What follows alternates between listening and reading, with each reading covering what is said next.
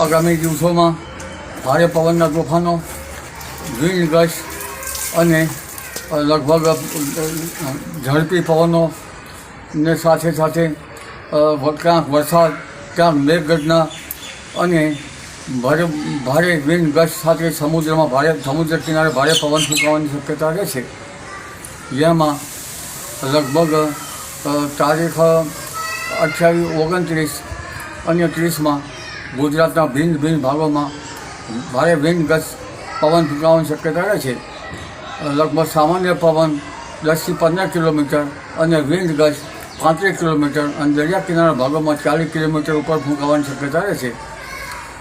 આ ઉપરાંત હમણાં જોવા જઈએ તો બંગાળ ઉપસાગરમાં સિઝનનું પ્રથમ સાયક્લોન હળવા પ્રકારનું બનવાની શક્યતા રહે છે, જે વિશાખાપટ્ટનમ આસપાસ એ સર્ક્યુલેશનમાંથી ફોર્મ થઈ અને સામાન્ય વાવાઝોડું બનવાની શક્યતા રહે છે. જેના ભેજ અને અરબ સાગરના ભેજના કારણે 10મી એપ્રિલ સુધીમાં રાજ્યના ભિન્ન ભાગોમાં હવામાનમાં ભારે પલટો આવશે. જેમાં દક્ષિણ ગુજરાતના ભાગો, નવસારી, સુરત બાજુના ભાગો, દક્ષિણ સૌરાષ્ટ્રના ભાગો, આ ઉપરાંત મધ્ય ગુજરાતના કેટલાક ભાગો અને ઉત્તર ગુજરાતના કેટલાક ભાગોમાં હવામાનમાં પલટો આવશે.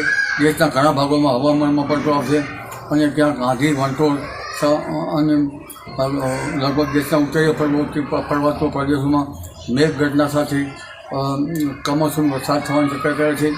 ગુજરાતના કેટલાક ભાગમાં છાંટા પડવાની શક્યતા રહે છે, કારણ કે આ વખતે જેટ ધારા દક્ષિણાવર્તી જશે, જેની અસર છે અરબ સાગરમાં થશે અને અરબ સાગરના ભેજના કારણે ગુજરાતના હવામાનમાં લગભગ માર્ચ માસના અંતથી 10મી એપ્રિલ સુધીમાં હવામાનમાં મોટો પલટો આવશે અને કેટલાક ભાગોમાં છાંટા પડવાની શક્યતા રહે છે. ક્યાંક હળવો વરસાદ થવાની શક્યતા રહે છે.